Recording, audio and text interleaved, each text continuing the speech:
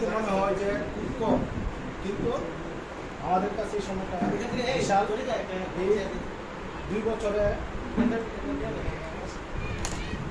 শারীরিকভাবে চিন্তা করলে আমাদের অর্জনের তালিকাটাই অনেক বেশি। 2-3 জন মানুষ থেকে আজকে আমরা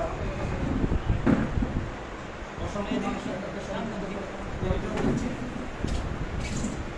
প্রাথমিকভাবে অন্য আলোচনার আগে আমরা এখানে 12টা গ্রন্থাগার এবং 7টি গীতা স্কুল আমাদের এই কর্মক্ষেত্রে প্রতিষ্ঠিত হয়েছে। পাশাপাশি 2টা গেট টুগেদার, একটা জল সেবা, একটা শারদীয় বস্ত্র উপহার, এইরকম কার্যক্রম আমরা পরিচালনা করেছি। আমি গত 2 বছরের হিসাবে সারা সংক্ষেপ আছে আপনার।